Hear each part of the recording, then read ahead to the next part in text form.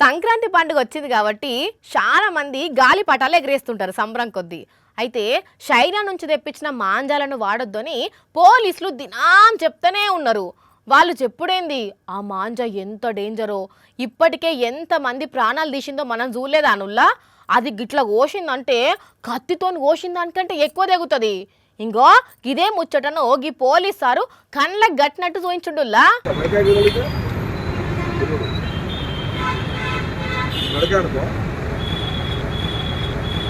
చూసిన రానుల్లా దోసకాయ రెండు ముక్కలుగా ఎట్లా తెగిపడ్డదో ఈ లెక్కన చూస్తే ఆ మాయదారి మాంజా దారం ఎంత షార్ప్గా ఉంటుందో ఆలోచించుండ్రి.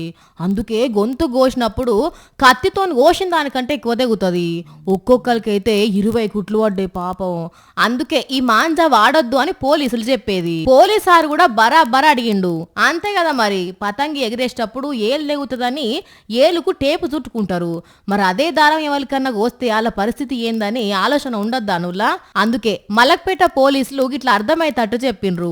వీళ్లే కాదు, మొదటి నుంచి కూడా పోలీసులు చెప్తూనే ఉన్నారు. అయినా కూడా కొందరు వినకుండా చైనాను దొంగ సాట్న అమ్ముతున్నారు. కొన్నోళ్ళు కూడా ఎగిరేస్తే ఉప్పల్ల సాయివర్ధన్ అనే అన్న బండి మీద పోయేటప్పుడు చైనా మాంజా కోసుకుపోయి మస్తు గాయమైంది. మొన్న జగిత్యాలలో కూడా ఒక చిన్నోనికి గిట్లనే మాంజా కోస్తే మస్తు కుట్లు పడ్డాయి. చూస్తున్నారు కదా నుల్లా ఈ మాంజాతోని ఎంత డేంజరో. అందుకే ఎవరన్నా చైనా మాంజా అమ్ముకుంటా కనబడ్డా ఆ మాంజాతోని పతంగులు ఎగిరేసినా పోలీసులకు చెప్పుండ్రి, సరేనా?